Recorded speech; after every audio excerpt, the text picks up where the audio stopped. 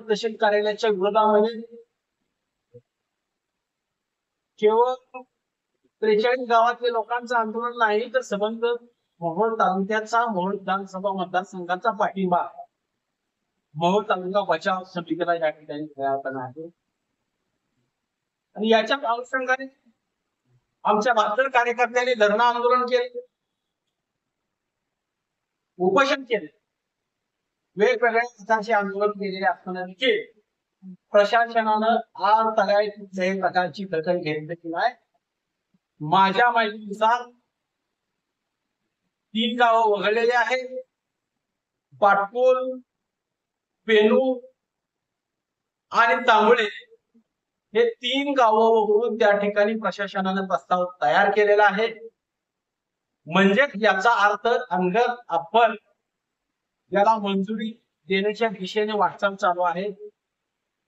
त्यामुळे आमची लढाई तहसीलदार सोलापूरच्या कलेक्टर या राज्य सरकारने या ठिकाणी चुकीचा निर्णय घेतला।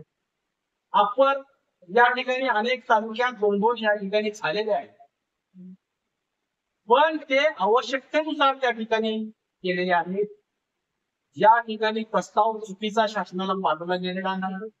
अनगर माढा तालुक्याच्या बॉन्डीवर असणारं गाव असणं ते मोहोळ तालुक्याच्या मध्यवर्ती आहे अशा प्रकारचा चुकीचा प्रस्ताव या ठिकाणी महसूल विभागाच्या मार्फत मुंबई महसूल मंत्री यांना पाठवला गेला आणि त्यांची देखील दिशाभूल या ठिकाणी झालेली आहे।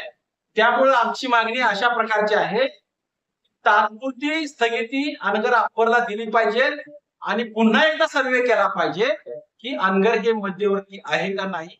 हे आमच्या मागणी छोटीशी मागणी आहे, पण त्यातून खऱ्या अर्थानं सत्य समोर येणार आहे। म्हणून अनेक आंदोलनं केली, त्याची दखल घेतली नाही। म्हणून या ठिकाणी गवत्या मारुती चौक ते नगर परिषद मोहोळ ते मुंबई अशा प्रकारचं आंदोलन या ठिकाणी सर्व आमच्या मोहोळ शहरातल्या तालुक्यातल्या बचाव समितीच्या वतीने या ठिकाणी घेण्यात आलेलं आहे। आणि हे आंदोलन करत असताना ट्रॅक्टर असतील, रिक्षा असतील, बैलगाड्या असतील, ज्याच्या माध्यमातून मुंबईकडे आम्ही कूच करणार आहोत। पहिला आमचा 100 या ठिकाणी भिगवंडा होणार आहे।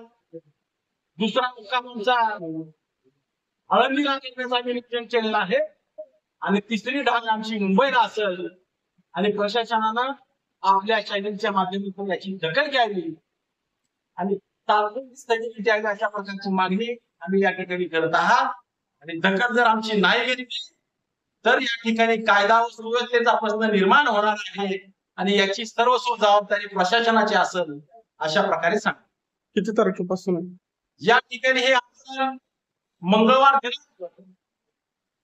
3 तारखेपासून या ठिकाणी आंदोलनाला सुरुवात होणार आहे आणि हे आंदोलन जोपर्यंत याला स्थगिती मिळत नाही किंवा प्रशासनाकडून आम्हाला ठोस लेखी दिलं जात नाही तोपर्यंत हे आंदोलन या ठिकाणी चालू असणार आहे।